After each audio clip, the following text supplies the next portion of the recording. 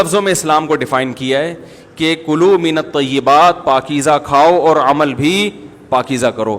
تو جو اصل بات میں یہ محرم ہی کے حوالے سے یہ آیت کا میں نے انتخاب کیا تھا کہ جب آپ پاکیزہ کام کریں گے اور پاکیزہ کھائیں گے تو اس سے آپ لوگوں کو اچھے لگیں گے اور لوگوں کا دل چاہے گا کہ آپ جیسے بن جائیں. سمجھ میں آ رہی بات؟ ایک مثال دیتا ہوں. دیکھو کوئی بھنگی ہو جو بیچارہ ہر وقت گندگی میں رہتا ہو, اسے آپ سمجھائیں کہ یار اچھی زندگی گزارو, صاف ستھرے ہو جاؤ. آپ نے کسی دن اس کو نہلا دیا, بہترین کپڑے ڈیٹول سے نہلایا, سروس کروائی, کیونکہ ظاہر ہے وہ اتنے دنوں سے ایک کام کر رہا ہے تو وہ سروس کے بغیر دھلے گا نہیں.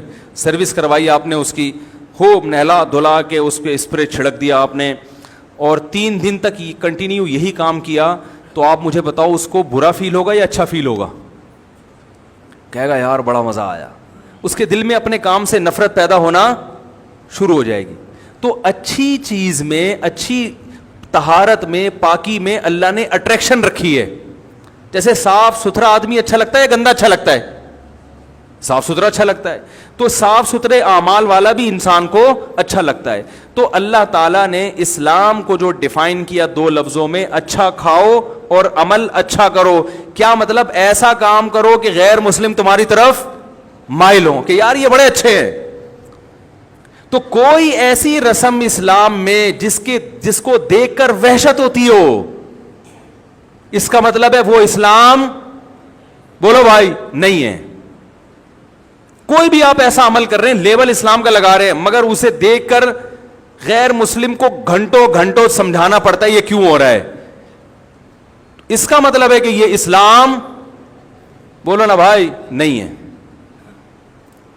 تو آپ مجھے بتاؤ محرم میں جو کچھ ہو رہا ہے, کیا یہ غیر مسلم کو اسلام کی طرف مائل کرے گا؟ یہ عمل ہے بھائی؟ یعنی کوئی غیر مسلم اسے دیکھ کے مسلمان ہوگا کہ یار ماشاءاللہ بڑا زبردست اسلام ہے؟ افسوس ہمیں اس پر ہے کہ دیکھو جن کا مسلک ہے, جن کا فقہ ہے, وہ جو کچھ کر رہے ہیں انہیں کرنے دو.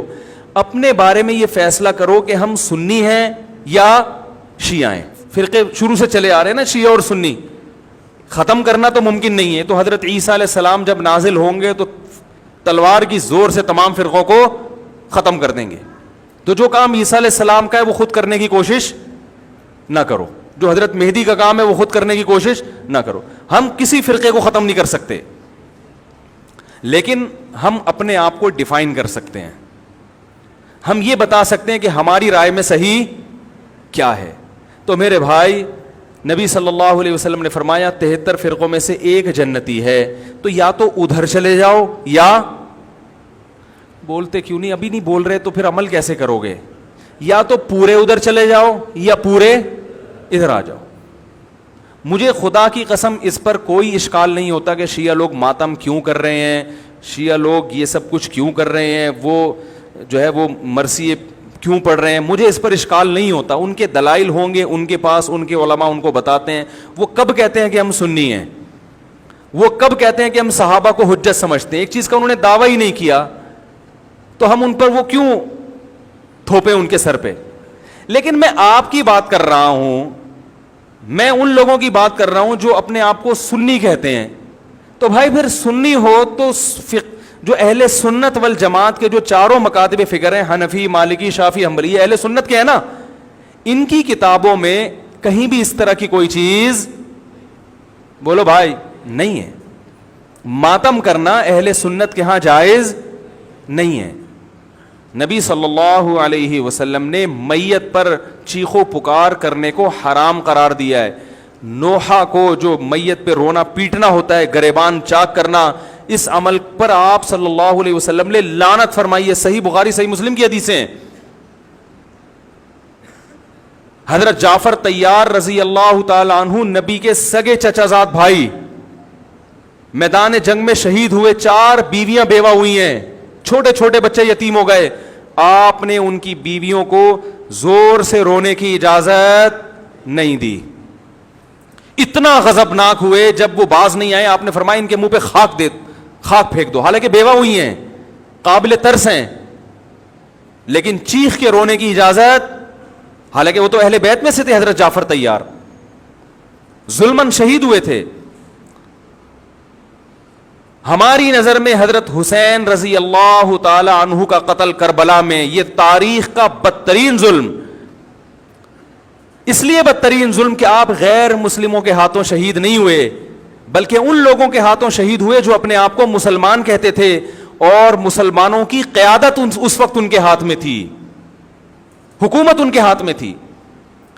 لیکن اس ظلم پہ اہل سنت والجماعت کے ہاں جو سنی ہیں ان کے چاروں مکاتب فکر کے ہاں نہ رونے پیٹنے کی اجازت, نہ نوحہ کرنے کی اجازت, اور نہ میرے بھائی ماتم کرنے کی اجازت. میرے بھائی آپ لوگ اللہ کا واسطہ محرم میں مرثیے نہ لگائیں. ہر گاڑی میں کوئی نوحہ چل رہا ہے, کوئی شیعہ ہے تو ٹھیک ہے وہ کرے, سنیوں پہ یہ کام زیب نہیں دیتا, کیونکہ یہ منافقت ہے. پتہ ہی نہیں چل رہا آپ ادھر ہو یا آپ ادھر ہو, آپ کا مسلک کہیں نہیں پتا چل رہا. ہمیں ایک مسلک کو فالو کرو.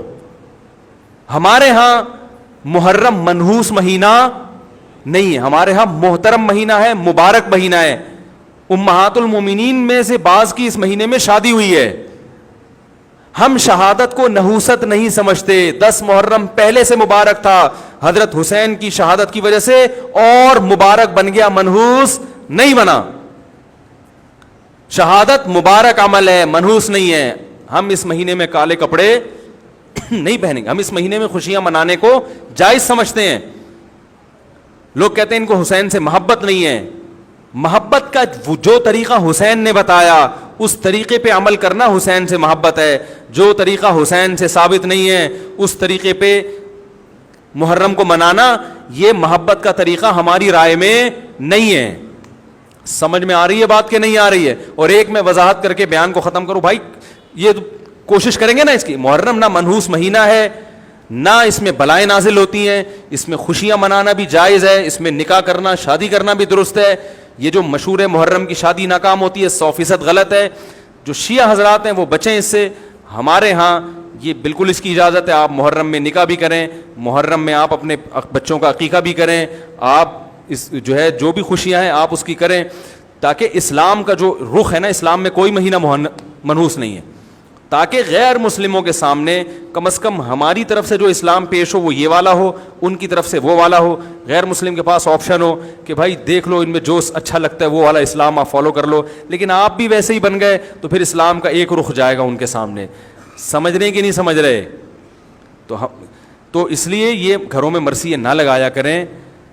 میتوں پہ نوحہ کرنا, غم منانا ہماری شریعت میں پسندیدہ 3 دن تک تعزیت ہے بس, اس کے بعد نہیں. اور عورت کے لیے شوہر کے مرنے پر 4 مہینے 10 دن عدت ہے.